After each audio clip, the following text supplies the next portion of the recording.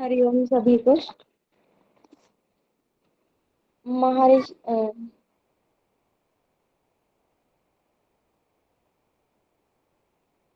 Ma'am एक minute, मैं BT connect कर लो एक मिनट।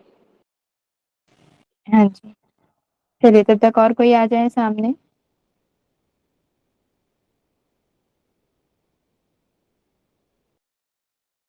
जी मैम। राम हिमालयन जी जो है, हम इनका जीवन परिचय पढ़ेंगे। इन्होंने इनका जो जन्म हुआ था वो 2 जुलाई 1925 ईस्वी में हुआ था। इनका जो जन्म हुआ था उसका स्थान था टोली गढ़वाल, हिमालय उत्तराखंड के अंतर्गत। इनके बचपन का नाम जो था वो ब्रिज किशोर कुमार था। इनके जो गुरुजी थे वो बंगाली बाबा थे। इन्होंने जो है वो हिमालयन योगी के नाम से भी जाना जाता है। इनको जो है मैम वो उपाधि शंकराचार्य जी की मिली थी। इनको शंकराचार्य जी की उपाधि दी गई थी। इन्होंने जो है वो Himalayan institute of yoga science and philosophy के ये जो है ये संस्थापक रहे हैं। इनकी जो मृत्यु हुई थी मैम वो 13 नवंबर 1996 में हुई थी। इनकी जो मैम शिक्षा हुई थी, इनके जो माँ बाप थे वो उनका जो है वो बचपन में ही जो है वो स्वर्गवास हो गया था। तो ये जो है अपने बाबा बंगाली जी के साथ ही जो है ये रहते थे। तो ये हिमालय में ही ना दिव्य संत जैसे कि अघोरी बाबा, सोमवारी बाबा और गुदड़ी बाबा की कृपा से इनको आशीर्वाद मिला था कि मतलब ये जो है उनसे ना योग की और योग के अंदर और क्रियाएं जो सिद्धियां थी उनके उनको प्राप्त कर ली थी इन्होंने, हिमालयन जी ने। फिर जो है इन्होंने मैम बहुत सारे भारत के अंदर ये भारत में विभिन्न विभिन्न देशों में गए, जैसे कि बेंगलोर में गए, प्रयागराज, वाराणसी आदि, मतलब आई बहुत सारे शहरों में गए। वहां पर इन्होंने जो है वो अलग अलग विषयों की मतलब शिक्षा ली थी। फिर इन्होंने जो है वो ऑक्सफोर्ड यूनिवर्सिटी से जो है वो अपनी डिग्री ली थी और वहाँ इंग्लैंड से। फिर ये जब 24 वर्ष की आयु में थे तब ये जो है 24 वर्ष की आयु में जब ये युवावस्था में थे, स्वामी रामजी कंवरपीठ दक्षिण भारत में शंकराचार्य की गद्दी पर बैठे थे ये। फिर इन्होंने जो है यहीं से इनको जो है शंकराचार्य जी की उपाधि मिली थी। फिर ये जो है वहां पर जो है मैम लगातार 1949 से लेके और 1952 तक लगातार चार वर्षों तक जो है वो वहां पर थे। मतलब जो शंकराचार्य जी की इनको गद्दी प्राप्त हुई थी, ये उसी गद्दी पर जो है वो आसीन थे। फिर उसके बाद मैम ये वहां से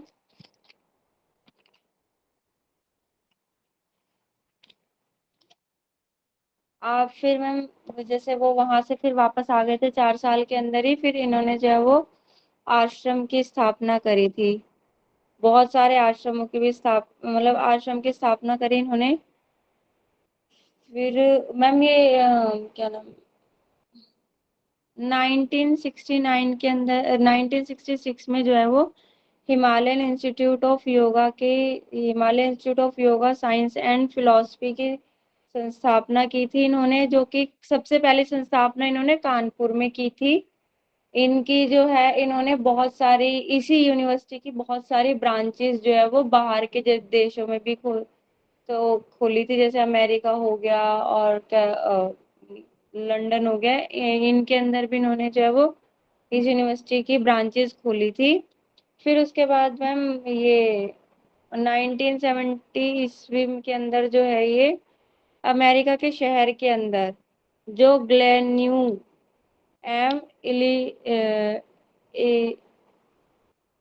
मैम क्या था वो इलिनॉइस।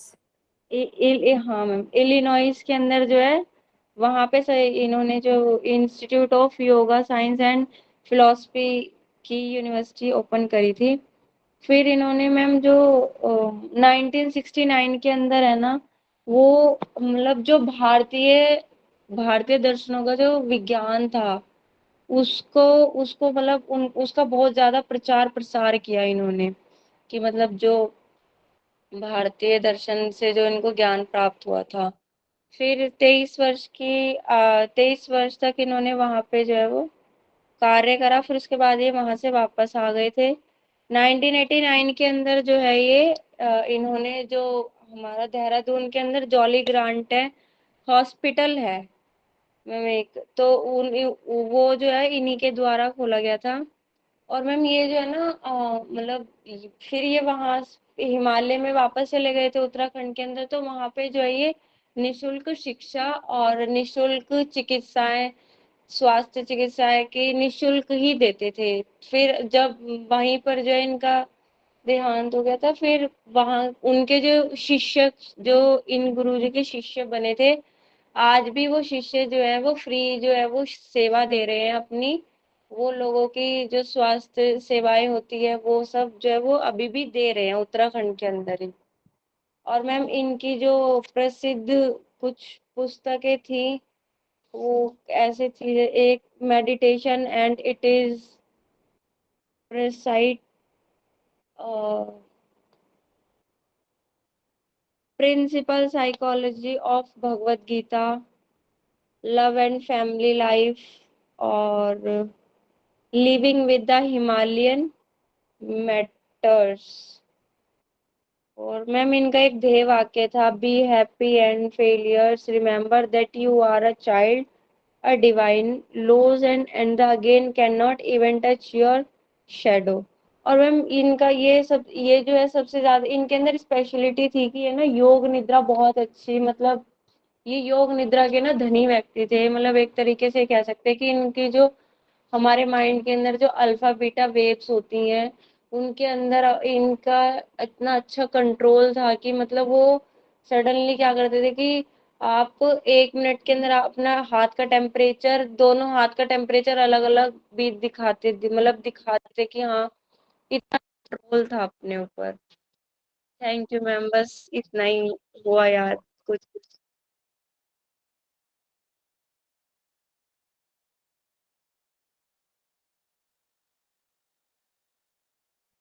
बहुत बढ़िया Neha ji, very good.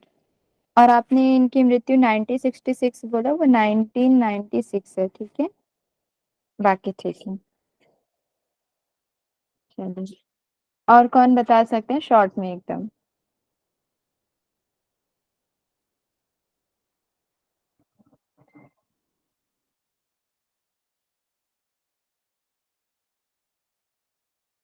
Anyone, कोई भी? हाँ, पारिका जी आ जाइए सामने। जी मैम, एक सेकेंड।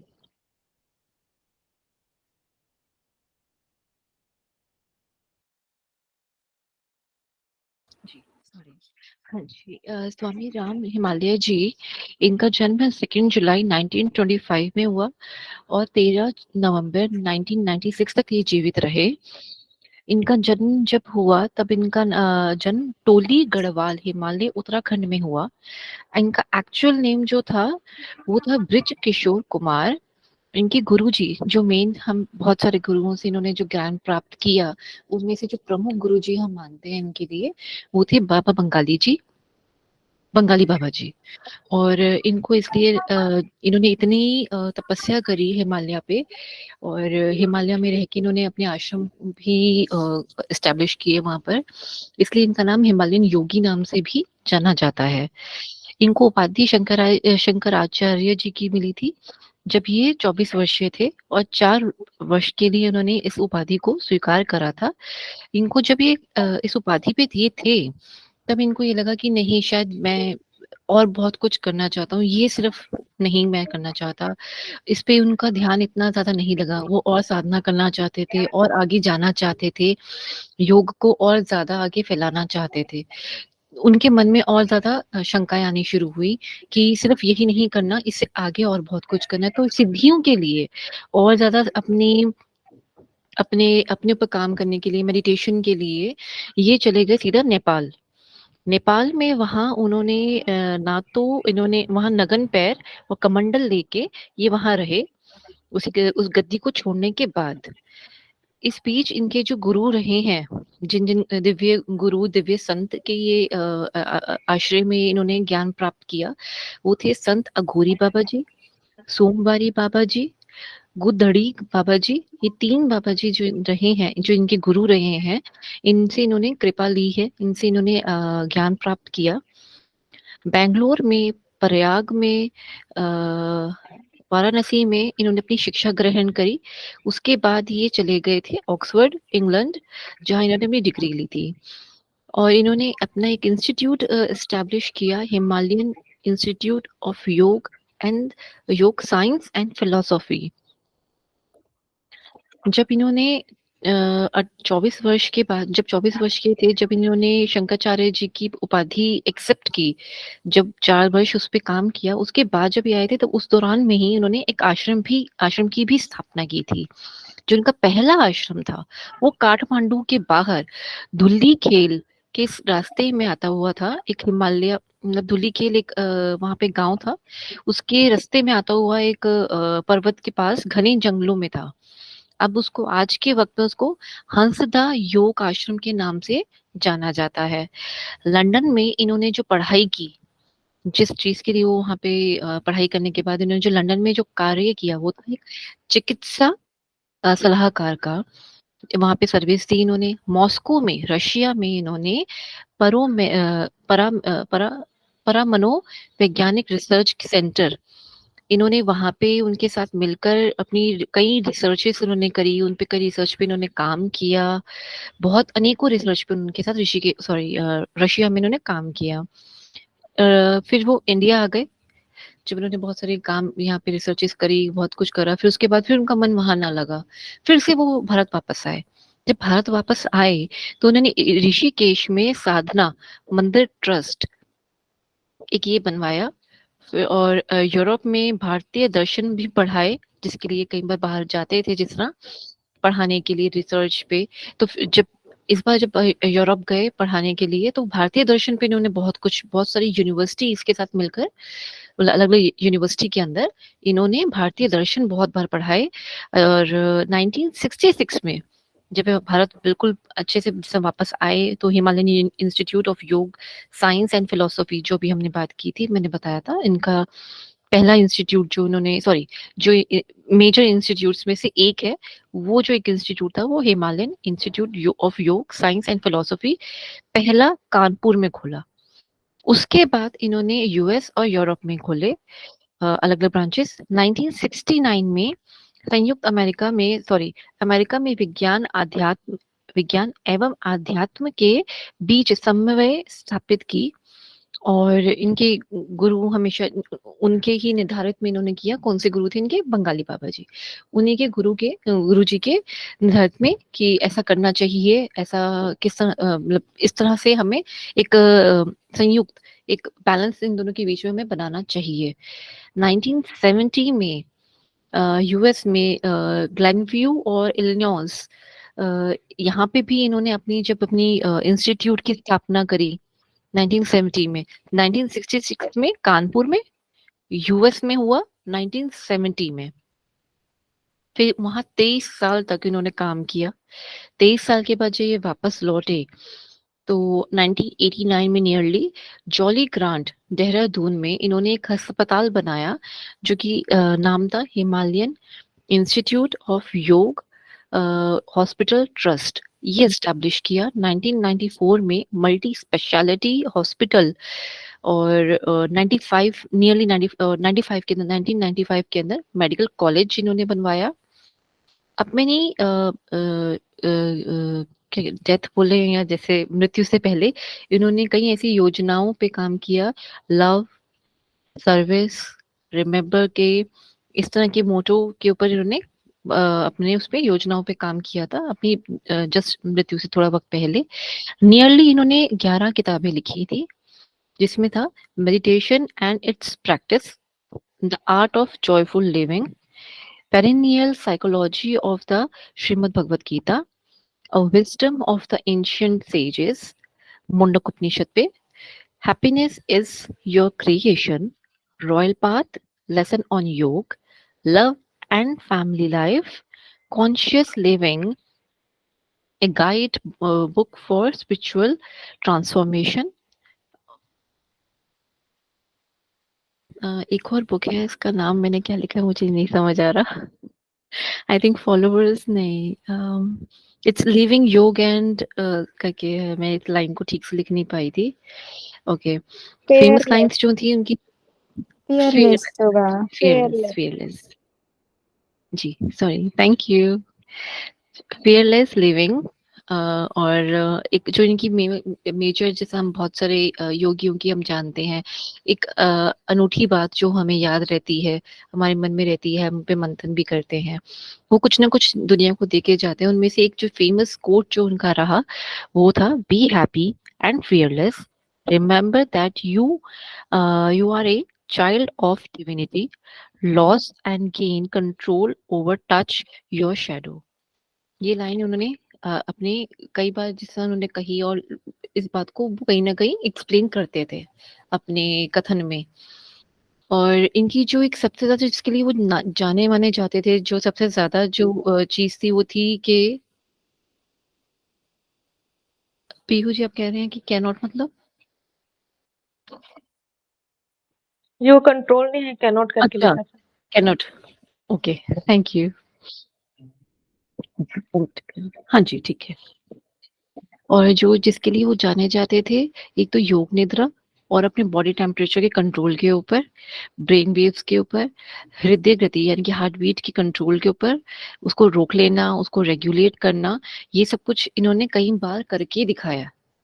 जैसा योगी में हम देखते हैं, हम हमेशा कहते हैं सिद्धियों पे या इनका हम बखान नहीं करते, पर इन्होंने ये बार कई बार करके दिखाया कि योग से कैसी कैसी सिद्धियां हमें प्राप्त होती हैं, हम कितना कुछ कर सकते हैं।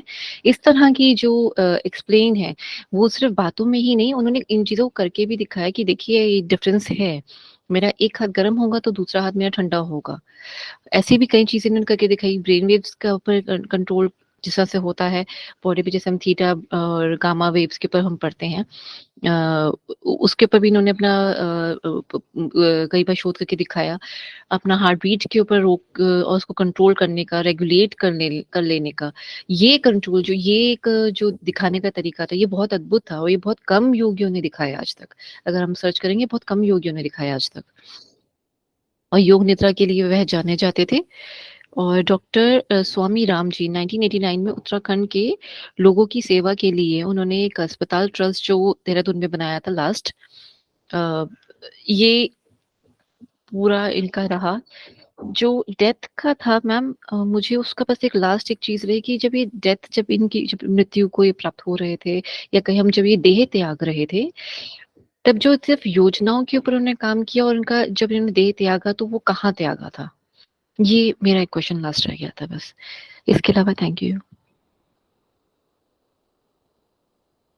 बहुत बढ़िया परिका जी। हाँ, वो अपनी मृत्यु जहाँ वो उनका आश्रम था ना, वहाँ उन्होंने अपना देह त्याग किया था। वहीं से वो रहकर सारी योजनाओं को संचालित कर रहे थे। ठीक है, चलिए बहुत बढ़िया। चलिए आप लोग क्वेश्चन टाइप करेंगे। स्वामी राम हिमालय जी के बचपन का नाम टाइप करिए, और इसका आंसर करेंगे अमित योगी जी। अनम्यूट हो जाएं और आंसर करें। बाकी लोग टाइप करें।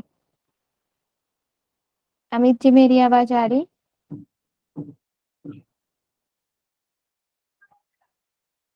बहुत बढ़िया। आनंद जी, परिका जी, हाँ जी, आंसर बताएं अमित जी। पीहू जी, बहुत बढ़िया।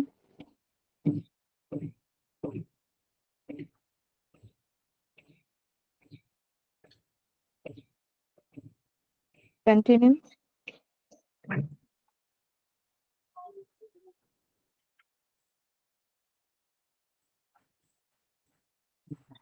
ओके, स्मिता जी आंसर करें।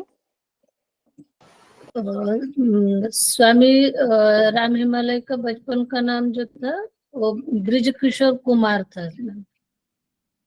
बहुत बढ़िया, वेरी गुड।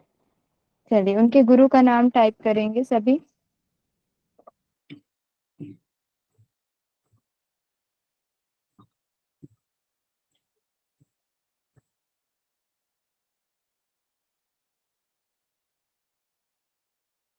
बहुत बढ़िया, सभी अच्छे से आंसर कर रहे हैं। हेमलता जी इसका आंसर करें। मैम उनके गुरु का नाम था बंगाली बाबा। बहुत बढ़िया।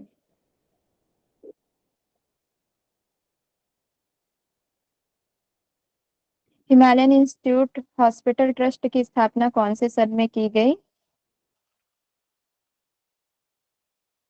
टाइप करें।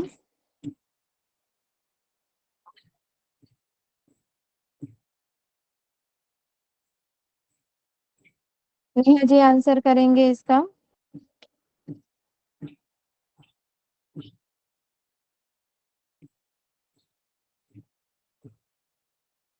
मैम 1996 में।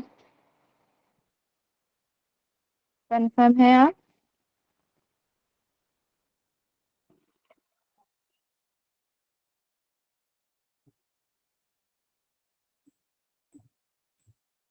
आनंद जी आप आंसर करें।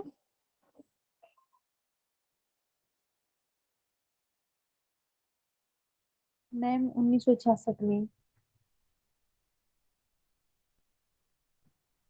Himalayan institute hospital trust.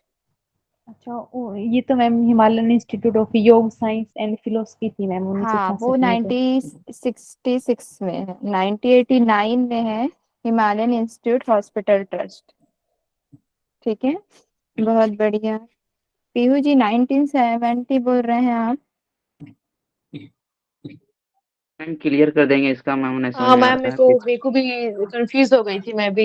Yoga वाला लगा मेरे को। योगा हाँ, क्या फिलोसफी बोल वाला। रहे पवन जी? ओके, आप करेक्ट कर देंगे उसे। मैम क्या था आंसर इसका? पवन जी कुछ बोल रहे हैं? इसका उत्तर क्या था मैम? 1989, हाँ 1989 देहरादून में। ठीक है, 1966 में हिमालयन इंस्टीट्यूट ऑफ योग साइंस एंड फिलोसफी की स्थापना की गई और उसी की एक शाखा 1970 में अमेरिका में की गई थी। ठीक है, ग्लेनव्यू और इलिनोइस में। चलिए, स्वामी राम जी की प्रमुख मैम वो पुस्तकों को आप लोग 1969 था ना? क्या चीज को बोल रहे हैं 1969? हाँ जो अमेरिका और यूरोप में जो स्थापना किए थे। वो 1970 में है। 1969 में ओके वो गए थे। ओके ओके ठीक है। ठीक है, उन्होंने यात्रा की थी और मैम उसी का एक शाखा था, उसको 1970 में। हाँ जी परिका जी। हाँ जी, सॉरी मैम। मैम जो ये कंफ्यूजन हो रही है वो उसके लिए मैंने बोलना चाहा यहाँ पर। 66 में फर्स्ट जो इनका इंस्टीट्यूट था ना, जो एक नेपाल में था, वो नहीं, उसके बाद वाला कानपुर में। हिमालयन, कानपुर में जो था असली, जो था हिमालयन इंस्टीट्यूट ऑफ हम्म योग साइंस एंड फिलोसफी। उसके बाद जो ब्रांचेस बनी ना, ब्रांचेस जो थी यूएस की, वो 1970 में बनी। हॉस्पिटल जो था वो 89 में बना। 69 में वो अमेरिका गए थे अपने विज्ञान और आध्यात्म के बीच में बैलेंस बनाने के लिए। वही मैं बोल रही, 1969 में उन्होंने यात्रा की थी। ठीक है, चलिए ठीक है, तो फिर आगे बढ़ते हैं। आप लोग इसी तरीके से पढ़ते रहिए, आप लोग के एग्जाम भी होने वाले हैं, मंथली है ना, अक्टूबर में। चलिए, मेरी स्क्रीन विजिबल है कि नहीं बताइएगा आप।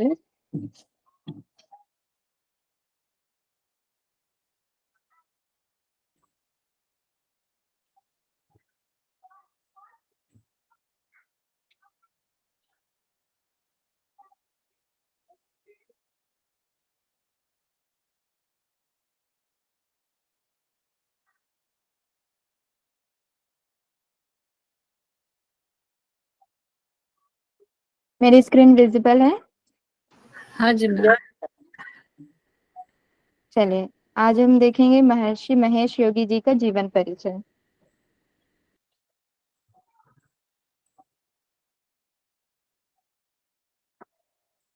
चलिए, महर्षि महेश योगी जी का जन्म 12 जनवरी 1918 ईस्वी को छत्तीसगढ़ के राजिम शहर के पास पांडुका गांव में हुआ था। ठीक है, 12 जनवरी 1918 को, और इनका जन्म स्थान है राजिम शहर के पास पांडुका गांव, जो कि छत्तीसगढ़ स्टेट में है। इनके पिता का नाम राम प्रसाद श्रीवास्तव था और महर्षि महेश योगी जी के वास्तविक नाम था महेश प्रसाद श्रीवास्तव। नोट डाउन करते जाएंगे आप लोग।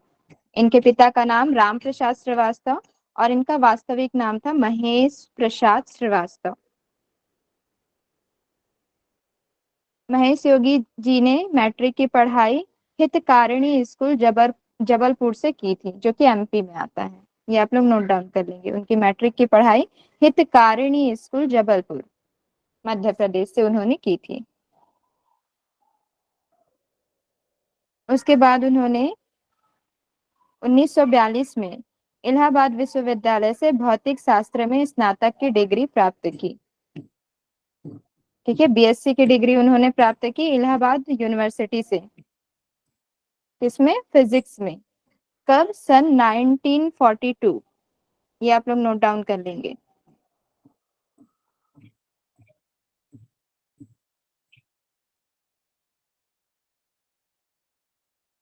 उनके गुरु स्वामी ब्रह्मानंद सरस्वती रहे। उनके गुरु का नाम है स्वामी ब्रह्मानंद सरस्वती जी। इनका दर्शन है अद्वैत वेदांत और ये transcendental meditation movement global country of world peace के संस्थापक रहे हैं। ठीक है, transcendental meditation movement global country of world peace के संस्थापक महर्षि महेश योगी जी। इनकी मृत्यु 5 फरवरी 2008 को व्लोड्रॉप नीदरलैंड में हुई। 5 फरवरी 2008 ईस्वी को व्लोड्रॉप नीदरलैंड।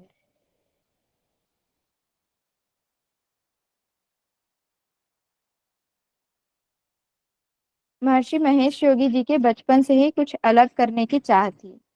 इनके जीवन में कुछ ऐसी घटनाएं घटी जिसके बाद ये इनका झुकाव जो है आध्यात्मिकता की ओर हो गया।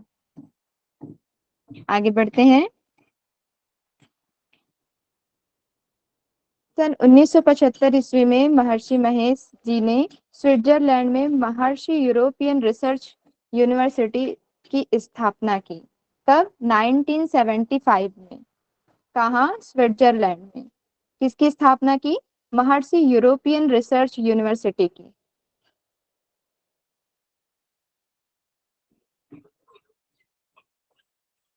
उसके बाद महर्षि महेश योगी जी ने ब्लो ड्रॉप नीदरलैंड में एक टीवी चैनल वेदा विजन भी शुरू किया था, जिसका प्रसारण 144 देशों में और 22 भाषाओं में होता था। 1975 में इन्होंने स्विट्जरलैंड में महर्षि यूरोपियन रिसर्च यूनिवर्सिटी की स्थापना की। उसके बाद ब्लो ड्रॉप नीदरलैंड में एक टीवी चैनल की शुरुआत की, जिसका नाम था वेदा विजन और जिसका प्रसारण होता था 144 देशों में और 22 भाषाओं में। वर्तमान में महर्षि विद्या मंदिर स्कूल भारत के 16 राज्यों में स्थापित है, 16 राज्यों में चल रहा है, जिसकी स्थापना महर्षि महेश जी ने सन 1995 ईस्वी में की थी। महर्षि विद्या मंदिर स्कूल की स्थापना महर्षि महेश जी द्वारा सन 1995 में की गई थी। ये आप लोग नोट डाउन करेंगे। महर्षि विद्या मंदिर स्कूल की स्थापना कब हुई? सन 1995 में। किसके द्वारा की गई? महर्षि महेश योगी जी के द्वारा की गई। और वर्तमान में ये कितने राज्यों में संचालित है? तो भारत के 16 राज्यों में ये संचालित है।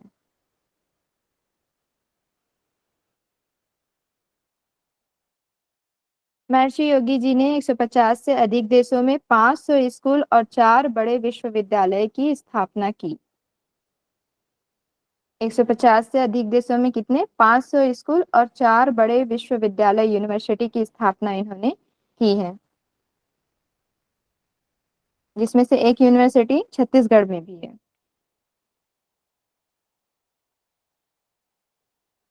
चलिए आगे बढ़ते हैं, इनकी शिक्षा देखते हैं। क्या नाम है मैम?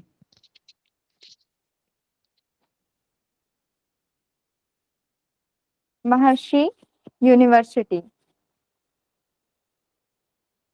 छत्तीसगढ़ में मैम ना बताएं।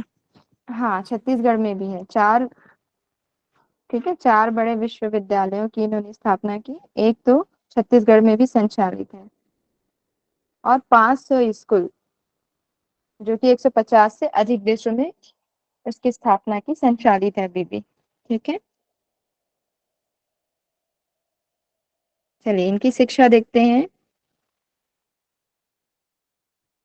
महेश योगी जी ने मैट्रिक की पढ़ाई हितकारिणी स्कूल जबलपुर से की थी, जो कि मैंने पहले ही बताया आपको।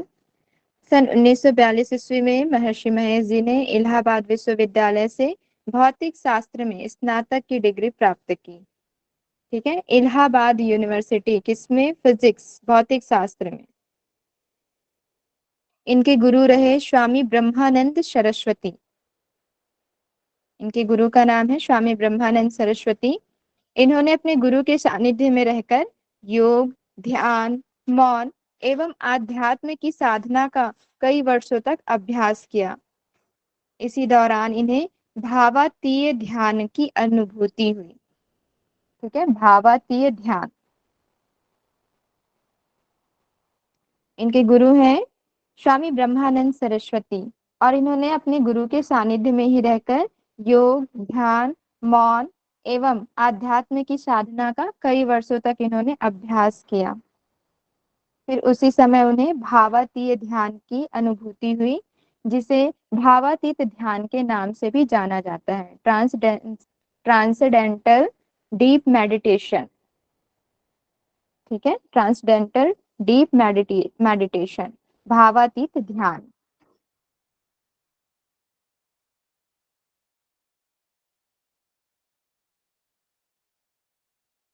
भावातीत ध्यान को स्वयं अच्छे से अनुभव करने के बाद भावातीत ध्यान की अलख जगाने के लिए महर्षि महेश विश्व भ्रमण पर निकल पड़े। ठीक है, ये इनके जो गुरु थे स्वामी ब्रह्मानंद सरस्वती, इन्होंने अनेक वर्षों तक उनके सानिध्य में रहकर योग, ध्यान, मौन एवं आध्यात्म की साधना का कई वर्षों तक इन्होंने अभ्यास किया। जब ये अभ्यास करते थे तो इन्हें बहुत मतलब विशेष अनुभूति होती थी, कई तरह के ये अनुभव करते थे। ठीक है, उसके बाद ये अपने जो इनका ध्यान था भावातीत ध्यान, जो इनका ध्यान था वो भावातीत ध्यान के नाम से वो फेमस हुआ। ठीक है, उसी का अलख जगाने के लिए, यानी कि लोगों को जागरूक करने के लिए कि भावातीत ध्यान होता क्या है, ध्यान से हमारे अंदर क्या चेंजेस आते हैं, उसके प्रति जागरूक करने के लिए ये विश्व भ्रमण पर निकल गए। इसके बाद इन्होंने 100 से भी अधिक अधिक देशों में भावातीत ध्यान के माध्यम से भारतीय संस्कृति एवं वैदिक ज्ञान की सहज अनुभूति करवाई। किसने? महर्षि महेश योगी जी ने। उसके बाद फिर क्या होता है कि इनके गुरु की मृत्यु हो जाती है। इनके गुरु की मृत्यु होती है सन 1953 में, 1953 में इनके गुरु ब्रह्मलीन हो जाते हैं। ठीक है, तो क्या होता है जब जो उनके मैम शिष्य कौन रहते से हैं, साल में वो हुआ था? क्या बोल रहे हैं? उनके गुरु गुरु का की मृत्यु, हाँ हाँ, हाँ, कौन उनके से? गुरु का स्वर्गवास हुआ था 1953 में। तो क्या हुआ, जब उनके गुरु का अंतिम संस्कार कर रहे थे, तब ये अपने गुरु के जाने से बहुत दुखी थे। तब वे गंगा नदी में छलांग लगा दिए, और छलांग लगाने के बाद फिर क्या बोलते हैं, बहुत सारे वहां के लोगों ने उनको ढूंढा और फिर बेहोशी की हालत में उनको नदी से बाहर निकाले। इस घटना के बाद फिर महर्षि महेश जी ने हिमालय क्षेत्र में 1953 से 1955 तक 2 वर्ष की घोर साधना की थी। इसे आप लोग नोट डाउन कर लेंगे, 1953 से 1955 तक 2 वर्षों तक। ठीक है, अपने गुरु के स्वर्गवास के पश्चात।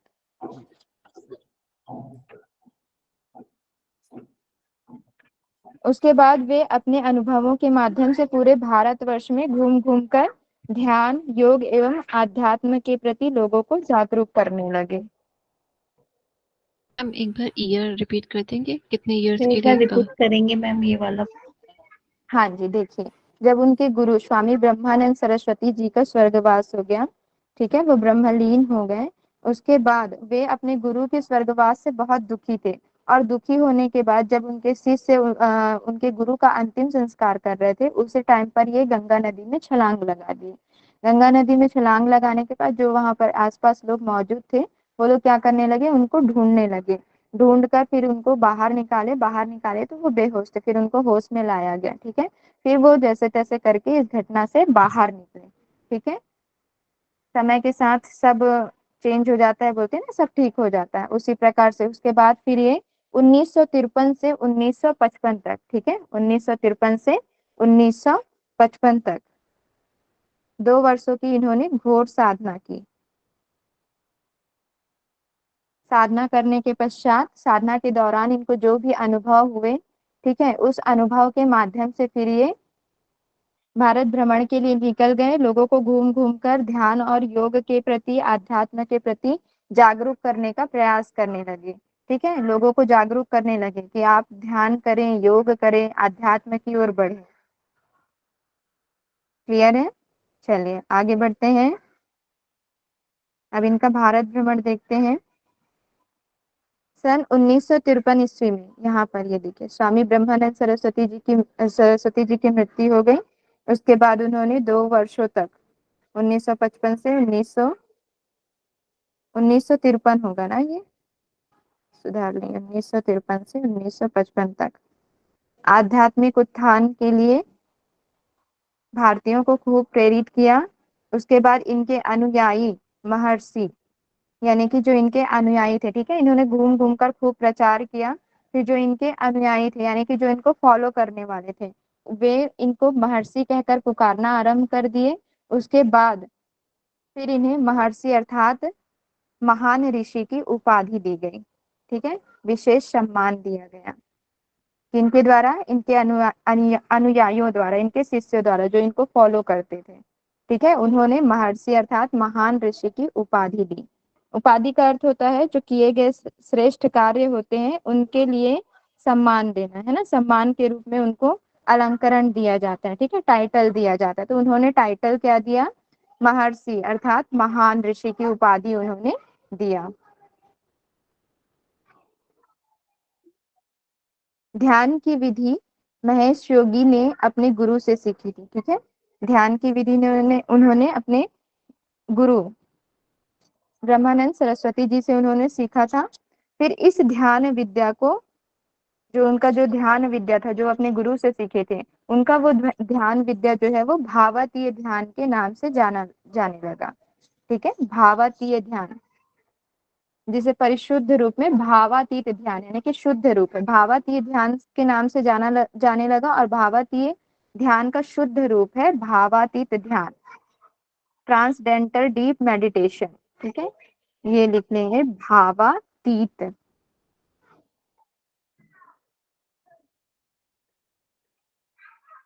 ध्यान की विधि उन्होंने अपने गुरु से सीखी थी, और जो जिस ध्यान की विधि उन्होंने सीखी थी उस विद्या को नाम दिया गया भावातीय ध्यान,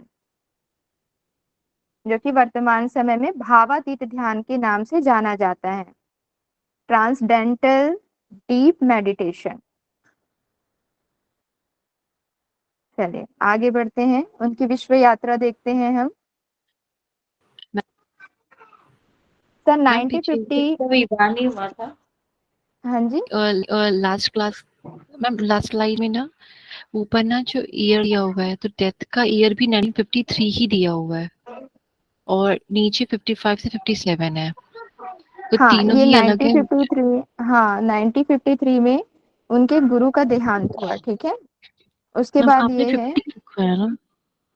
हाँ ना, ये 1953 होगा। ठीक है, 1953 से 55। और आपने अभी हमें करवाया था 1950 में डेथ हुई है। ना ना, मैंने नहीं 1953 ही नहीं, बोला। 53 बोला आपने मैंने। 53 है, 1952 ओके, बोला था, 53 बोला ठीक था, है। 53 से 55 तक उनने साहिब अपना उनको ध्यान ध्यान में लगाया। साधना में, हाँ ध्यान साधना में ओके, ठीक है जी, ओके, थैंक यू। चलिए वेलकम मैम जी। इनका विवाह नहीं हुआ था कि? इनकी माता का नाम नहीं बताया आपने, माता का नाम और पत्नी। हाँ, इनका विवाह नहीं हुआ था। ठीक है,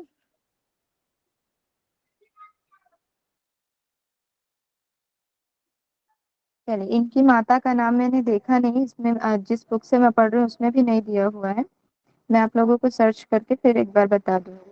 ठीक है, चलिए आगे बढ़ते हैं। इनकी विश्व यात्रा देखते हैं।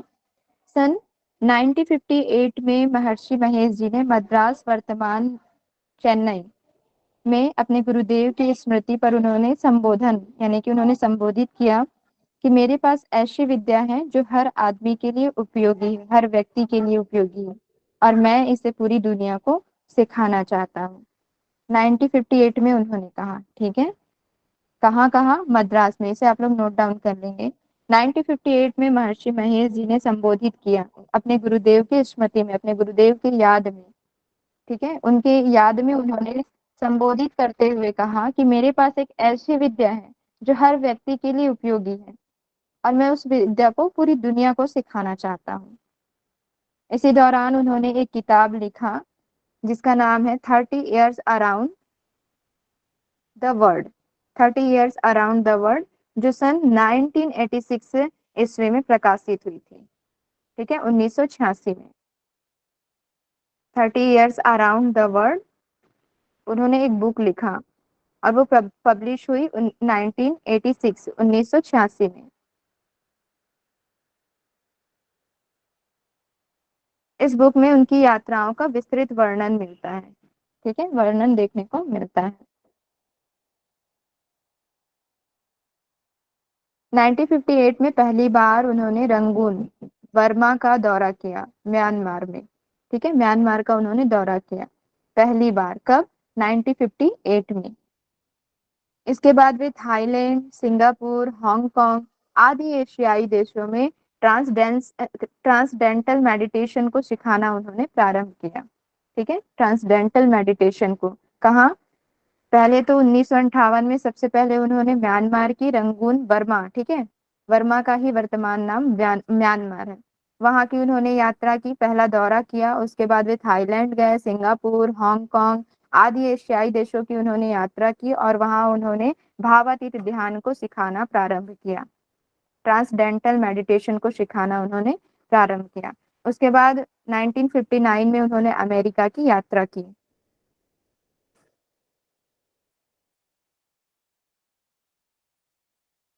महर्षि महेश जी ने अपनी ध्यानात्मक आध्यात्मिक शिक्षाओं के प्रसार प्रचार के लिए अंतरराष्ट्रीय ध्यान सोसाइटी का भी गठन किया।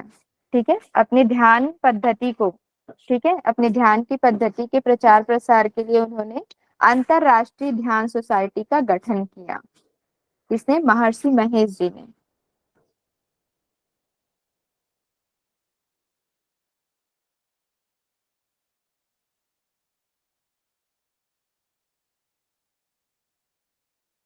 सन 1960-61 ईस्वी में महर्षि महेश जी ने France, Switzerland, England, Scotland, Germany, Netherland, Italy, Australia, New Zealand, Africa, Sweden, Greece, Kenya व कनाडा आदि देशों में भी इन्होंने आध्यात्मिक व्याख्यान दिए।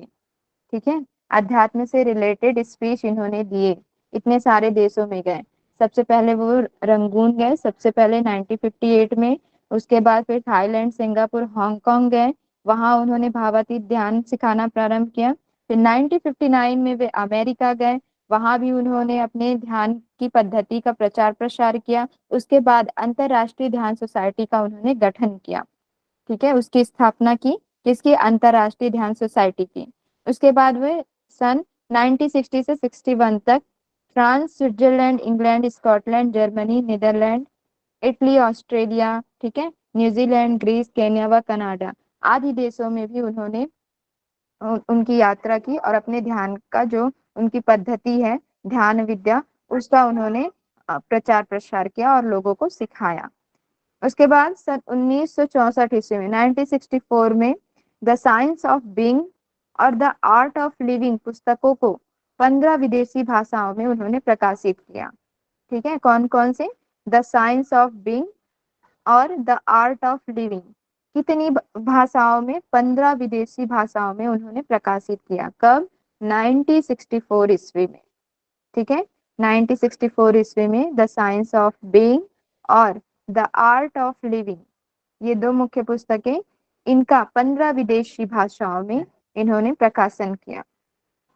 फिर सन 1966 में महर्षि जी ने स्टूडेंट्स इंटरनेशनल मेडिटेशन सोसाइटी अर्थात सिम्स की स्थापना की। सन कब? 1966 में, 1966 में स्टूडेंट्स इंटरनेशनल मेडिटेशन सोसाइटी अर्थात सिम्स की स्थापना इन्होंने की। इसके बाद 1970 में, 1970 ईस्वी तक 1000 से भी अधिक कॉलेजों, संस्थानों, विश्वविद्यालयों, ठीक है, कॉलेजों, संस्थानों और विश्वविद्यालयों में भी सिम्स के सेंटर स्थापित किए। सिम्स अर्थात स्टूडेंट्स इंटरनेशनल मेडिटेशन सोसाइटी, कहाँ कहाँ? कॉलेजों में, संस्थानों में, यूनिवर्सिटीज में, वहां भी इन्होंने सिम्स की स्थापना की। इनमें हार्वर्ड, येल, यूसीएलए आदि प्रमुख यूनिवर्सिटी भी शामिल थे।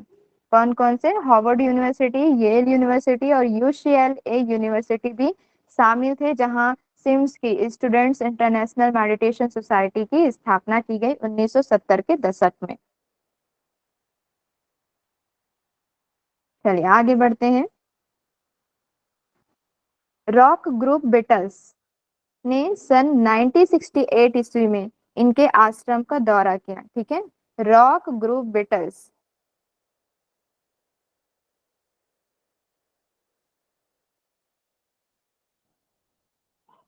सन 1968 में इनके आश्रम का दौरा किया। तब इनका आंदोलन जो था और ज्यादा बढ़ गया था। किसका? महर्षि महेश जी का। किसके लिए? ध्यान के प्रति, योग और अध्यात्म के लिए, ठीक है।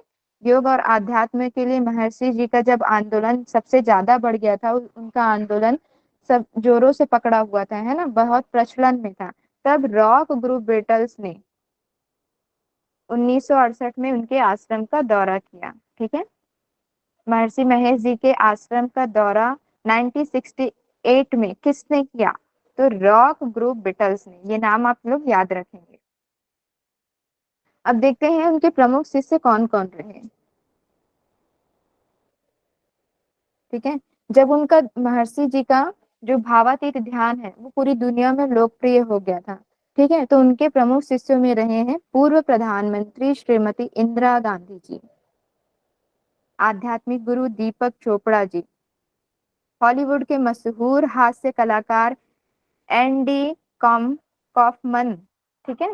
हॉलीवुड के जो मशहूर हास्य कलाकार थे, कौन थे? एंडी कॉफमन, वो भी महर्षि जी के प्रमुख शिष्य रहे हैं।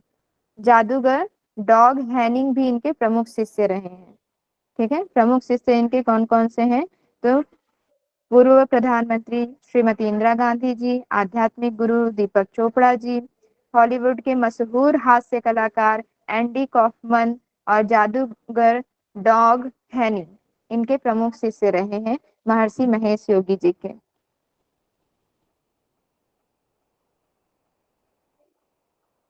उसके बाद महर्षि महेश योगी जी ने वेदों में निहित ज्ञान पर अनेक पुस्तकों की उन्होंने रचना की, ठीक है।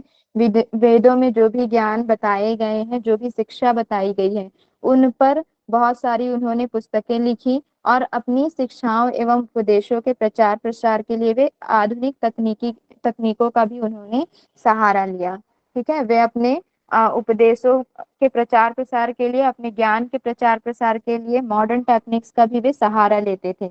इसी उद्देश्य के लिए इन्होंने transcendental meditation movement global country of world piece की भी स्थापना की थी, ठीक है। अपनी शिक्षाओं के, अपने ज्ञान के प्रचार प्रसार के लिए वे मॉडर्न टेक्निक का, आधुनिक तकनीकी का भी यूज करते थे और इसी के उद्देश्य के लिए इन्होंने transcendental meditation movement global country of world piece की भी इन्होंने स्थापना की थी। ऐसे आप लोग नोट डाउन कर लेंगे। Transcendental meditation movement global country of world piece.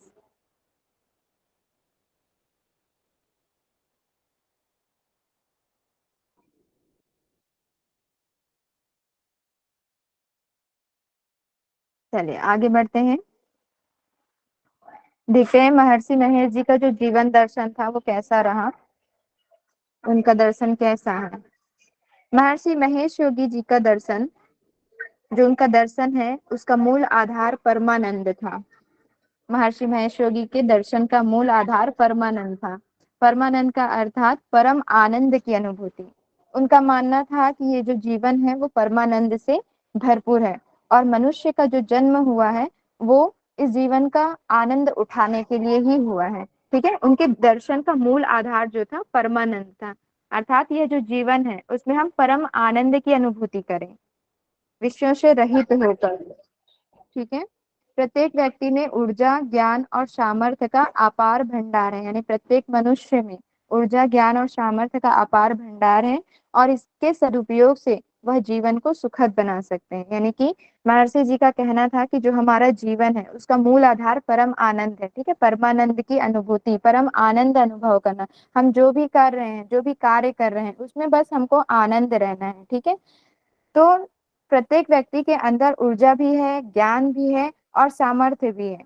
इसका हमारे अंदर बहुत भंडार है, बस देर है अपनी शक्तियों को पहचानने की और उन शक्तियों को पहचान कर उनका सही उन शक्तियों को का उपयोग कर, है ना, सही दिशा में सही कार्यों में उन शक्तियों का उपयोग करना और अपने जीवन को सुखद बनाना था, ये उनका कहना था। इसी उद्देश्य को पूरा करने के लिए वर्ष 1990 ईस्वी में, ठीक है, 1990 में नीदरलैंड हॉलैंड के व्लोड्रॉप शहर में, ठीक है, नीदरलैंड जो कि हॉलैंड के अंतर्गत आता है, और कौन सा शहर, व्लोड्रॉप शहर में महर्षि महेश जी ने अपनी संस्था का मुख्यालय बनवाया। ठीक है, उन्होंने अपनी संस्था का मुख्यालय कहाँ बनवाया, तो नीदरलैंड के व्लोड्रॉप शहर में। कब बनवाया, 1990 में। ठीक, आगे बढ़ते हैं। महर्षि महेश जी ने सन 1998 में महर्षि मुक्त विश्वविद्यालय की भी स्थापना की, जिसके माध्यम से ऑनलाइन शिक्षा की सुविधा भी दी जाती है। ठीक है, महर्षि महेश जी ने 1998 में महर्षि मुक्त विश्वविद्यालय की स्थापना की, जिसके माध्यम से ऑनलाइन शिक्षा की सुविधा दी जाती है। ठीक है, सबसे ज्यादा इसका उपयोग कोरोना काल में किया गया। ऑनलाइन के माध्यम से एमए, एमएससी या पीजी डिवाइस जो भी योग के और भी बहुत सारे, सिर्फ योग से रिलेटेड नहीं, और भी बहुत सारे सब्जेक्ट में शिक्षा दी गई ऑनलाइन माध्यम से। ठीक है, ऑनलाइन मोड पर। तो 1998 में कब, महर्षि मुक्त विश्वविद्यालय की स्थापना की गई, जिसका उद्देश्य है ऑनलाइन शिक्षा सुविधा देना, ताकि जो रेगुलर कॉलेज या स्कूल जाकर शिक्षा प्राप्त नहीं कर सकते वो घर पर रहकर भी शिक्षा प्राप्त कर सकते हैं। तो इन्होंने मॉडर्न टेक्निक का सबसे ज्यादा यूज किया है महर्षि महेश जी ने। चलिए आगे बढ़ते हैं। महर्षि महेश योगी जी जो है वो अद्वैत वेदांत के समर्थक हैं। ठीक है, अद्वैत वेदांत अर्थात जीव और ईश्वर, आत्मा और ईश्वर जो है एक ही है। ठीक है, वो अद्वैत वेदांत के अंतर्गत आता है। तो इनके जो जो महर्षि महेश योगी जो हैं वो अद्वैत वेदांत के समर्थक हैं। महर्षि महेश योगी जी 20वीं सदी में पूरी दुनिया में ध्यान और योग का इन्होंने अलग जगाया, अर्थात लोगों को योग और ध्यान के प्रति जागरूक किया। ध्यान और योग के लिए इन्होंने महत्वपूर्ण कार्य किए। फिर सन 2005 में, ठीक है, 2005 के बाद महर्षि महेश जी सभी प्रकार की गतिविधियों से दूर रहकर अपने आश्रम में ध्यान साधना में वे लीन रहने लगे। ठीक है, ये जो भी कार्य करते थे 2005 के बाद से उन्होंने उनसे उससे दूर हो गए वो, है ना, और फिर अपने आश्रम में ही रहकर ध्यान साधना में वे लीन रहने लगे। इसके बाद जनवरी 2008 में महर्षि महेश जी ने घोषणा कर दी कि अब मेरा अंतिम समय आ गया है, और ठीक है, अंतिम समय आ गया है और गुरु के प्रति मेरा जो भी कर्तव्य था अब वो पूरा हो चुका है। इन्होंने 2008 में घोषणा किया क्या, कि मेरा अंतिम समय आ गया है, क्योंकि गुरु के प्रति मेरा जो भी कर्तव्य था अब वो पूरा हो चुका है। इसके बाद वे नीदरलैंड के स्थानीय समय के अनुसार, ठीक है, नीदरलैंड के स्थानीय समय के अनुसार एम्स्टर्डम के पास छोटे से शहर ब्लोड्रॉप में, ठीक है, एक छोटा सा शहर है ब्लोड्रॉप जो कि एम्स्टर्डम के पास है, वहां पर उन्होंने अपने आवास पर 5 फरवरी 2008 ईस्वी को अंतिम सांस ली। ठीक है, कब, 5 फरवरी 2008 को। कहाँ, ब्लोड्रॉप, जो कि किसके निकट है, एम्स्टर्डम के निकट, जो कि किसके अंतर्गत आता है, तो नीदरलैंड के अंतर्गत। क्लियर है, आगे बढ़ते हैं। इनके द्वारा जो रचित प्रमुख ग्रंथ है उनको हम देख लेते हैं। प्रमुख पुस्तकें इन्होंने कौन कौन सी लिखी हैं। The science of being and art of living, ठीक है, ये हमने पहले ही देखा है, जिसका 15 विदेशी भाषाओं में अनुवाद किया गया है। Love and God, meditation, yoga asanas, spiritual, regeneration movement, Maharishi Mahesh Yogi on the Bhagavad Gita, transcendental meditation जो कि इनका प्रमुख है, भावातीत ध्यान, robes of silk feet of clay, robes of silk feet of clay. एक बार फिर से देख लेते हैं जो इनकी प्रमुख पुस्तकें, प्रमुख ग्रंथ हैं। The science of being and art of living, love and God, meditation, yoga asanas, spiritual, regeneration movement, Maharishi Mahesh Yogi on the Bhagavad Gita, transcendental meditation, robes of silk feet of clay, ये इनकी प्रमुख पुस्तकें रही हैं।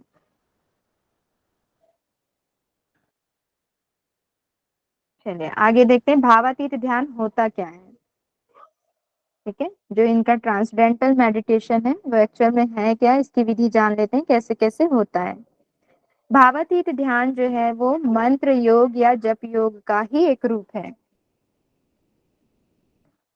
ठीक है, और साथ ही साथ एक वैज्ञानिक पद्धति भी है जिसमें साधक जो है सहज एवं शांत बैठकर आंखें बंद करके गुरु प्रदत्त मंत्र का मानसिक जप करता है। ठीक है, यानी कि जो भावातीत ध्यान है वो मंत्र योग या जप योग का ही एक उसको स्वरूप मान सकते हैं, जिसमें साधक को कुछ नहीं करना होता, आराम से शांत बैठना होता है और अपने उसमें आंखें बंद करते हैं और जो गुरु द्वारा जो मंत्र दिया जाता है उसी मंत्र का उसमें मानसिक जप करना होता है। ठीक है, इस प्रक्रिया में मस्तिष्क पर भी किसी प्रकार का दबाव नहीं डाला जाता, कि मतलब इस प्रकार से एकदम शांत बैठकर और मंत्र का जाप करना होता है। ठीक है, मस्तिष्क पर किसी भी प्रकार का दबाव नहीं होता, किसी प्रकार का तनाव नहीं दिया जाता। ठीक है, और हमारे जो नर्वस सिस्टम होते हैं उसमें भी विशेष शब्द के जो स्वर होते हैं उसका कंपन होता है उसमें। इस ध्यान विधि में जो ध्यान करता है यानी कि जो साधक है उसको हर रोज डेली 20 मिनट जो मंत्र दिए जाते हैं उनका जप करना होता है, और मंत्र का फिर जप करते करते जो साधक है वो भावातीत हो जाता है, अर्थात भावना से अतीत, यानी कि जो मंत्र का वो जाप करता है, ठीक है, उसके बाद वो धीरे धीरे एकाग्र होने लगता है और एकाग्र होने के बाद वो शून्यता का अनुभव करने लगता है। शून्यता का अनुभव जब वो करेगा तो क्या होगा, उसको परमानंद की अनुभूति होगी। ठीक है, ध्यान का मतलब ही है, ध्यान का अर्थ ही है कि हमको एक अलग ही आनंद की अनुभूति होने लगती है ना। और जिस तरह जैसे जैसे हम ध्यान में एकाग्र होते जाएंगे वैसे वैसे हमको आनंद की अनुभूति होगी, और जैसे ही आनंद की अनुभूति हुई अर्थात वह समाधि की अवस्था स्टार्ट हो जाती है। ठीक है, समाधि की अवस्था को जो साधक है वो प्राप्त कर लेता है। तो बहुत ही ये सरल विधि है, इसमें कुछ नहीं करना होता, केवल आराम से हम सुखासन में किसी भी आसन में आराम से बैठ सकते हैं, शांत बैठना है, आंखें बंद करना है और जो गुरु के द्वारा मंत्र दिया जाता है उसका मानसिक जप करना है। और जैसे जैसे हम जप करते जाते हैं तो जो भी हम अपने विषयों है ना, विषयों से हम धीरे धीरे रहित हो जाते हैं, हमारा मन एकाग्र होने लगता है और एकाग्र होने के बाद हम जब आनंद की अनुभूति करने लगते हैं तब वो समाधि की अवस्था को धीरे धीरे प्राप्त करने लगते हैं। ठीक है, बस इसकी एक ही शर्त है कि हमको रेगुलर करना है, रेगुलर 1 घंटा हमको समय निकालना है ध्यान के लिए। अब इसमें देख लेते हैं कि क्या क्या बोला जा रहा है। इसमें गुरु के द्वारा साधक को उनकी प्रकृति के अनुकूल, हाँ जैसे साधक की प्रकृति होती है, प्रवृत्ति होती है, उनके अनुकूल एक मंत्र दिया जाता है जो कोई भी संस्कृत का शब्द हो सकता है या निरर्थक शब्द। निरर्थक शब्द का अर्थ होता है जिसका कोई अर्थ ना हो, है ना, अर्थहीन हो, वो शब्द दिए जाते हैं। ठीक है, या फिर कोई मंत्र हो सकता है, उसका हमको जप करना होता है। इस ध्यान विधि के दर्शन में चेतना के 7 स्तर बताए गए हैं। ठीक है, स्वामी महर्षि महेश योगी जी के द्वारा चेतना के 7 स्तर माने गए हैं, जो कि जागृत है, स्वप्न है, सुसुप्ति है, तुर्य है, तुर्यातीत अवस्था है, भगवत चेतना एवं ब्रह्म चेतना। ठीक है, इनके ध्यान के अंतर्गत ध्यान के चेतना की चेतना के 7 स्तर बताए गए हैं।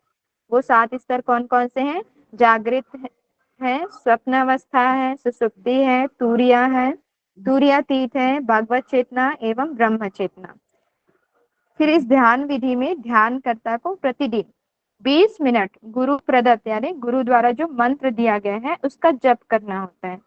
फिर मंत्र का जप करते करते साधक भावातीत हो जाता है, अर्थात भावना से अतीत होकर पूर्णतः एकाग्र हो जाता है। ठीक है, और एकाग्र होने के बाद वो आनंद की अनुभूति करने लगता है, यानी कि शून्यता का अनुभव करने लगता है, और फिर वो धीरे धीरे समाधि की अवस्था को प्राप्त कर लेता है। यही होता है भावातीत ध्यान, जिसे ट्रांसडेंटल मेडिटेशन के नाम से भी जाना जाता है। और यह किसके द्वारा दिया गया है? तो महर्षि महेश योगी जी के द्वारा। क्लियर है? चलिए, यहाँ पर इनकी जीवनी समाप्त होती है। मेरी आवाज सभी को आ रही है ना? जी। Yes ma'am. जी मैम। ओके, चलिए, तो क्लियर है। किसी को कोई डाउट हो तो आप लोग पूछ लीजिए। मैं एक पॉइंट ऐड करना चाहती हूँ। हाँ जी, जो बोलिए। प्रमुख शिष्य में एक है जो अभी बहुत एक्सट्रीमली स्प्रेड करते हैं मेडिटेशन को, श्री श्री रविशंकर जी, उनके भी हाँ शिष्य हैं। जी जी।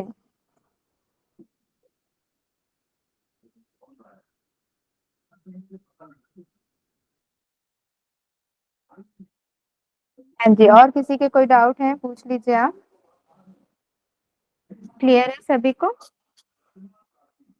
मैम इनके द्वारा जो चलाई गई थी राम मुद्रा, जो नीदरलैंड कानूनी में भी प्राप्त मानी जाती है। हाँ जी, ये एक इनके पॉइंट द्वारा, है हाँ, इनके द्वारा जो जो राम राम मुद्रा। मुद्रा है, हाँ, इन्होंने सन 2002 ईस्वी में चलाई गई थी। ठीक है, हाँ महर्षि महेश योगी जी के द्वारा। हाँ, ये आप जी लोग नोट डाउन कर लेंगे। जी मैम। राम मुद्रा जो कि एक करेंसी है। हम्म राम को यूरोपियन देश नीदरलैंड में कानूनी मान्यता प्राप्त है। जो राम मुद्रा है उसको नीदरलैंड में उनको उस करेंसी को कानूनी मान्यता प्राप्त है। ये आप लोग नोट कर लेंगे। महर्षि महेश योगी जी के द्वारा सन 2002 ईस्वी में चलाई गई थी। हम्म। मैम एक बार और निधर रिपीट करेंगे? हाँ, महर्षि महेश योगी जी के द्वारा सन 2002 में चलाई गई मुद्रा, जिसे राम नाम दिया गया। ठीक है, राम मुद्रा के नाम से जाना जाता है, और इसको मैम नीदरलैंड में नीदरलैंड कानूनी में मान हुआ था क्या? हाँ, नीदरलैंड नीदरलैंड में में था? हाँ, नीदरलैंड में कानूनी मान्यता प्राप्त है। आज भी वहाँ चलती है ये। ठीक है, नीदरलैंड और के मैम कुछ ये गांवों। 1 राम, 5 राम और 10 राम के नोट ही होते हैं उसमें। हाँ जी, हाँ जी, हाँ जी, 1 राम, 5 राम और 10 राम के नोट होते हैं। ठीक है, हम्म और अमेरिका के भी 30 से अधिक शहरों में इस मुद्रा का चलन है। ये जी। आप लोग नोट कर लेंगे। मैम श्री श्री रविशंकर जी का क्या था शिष्य?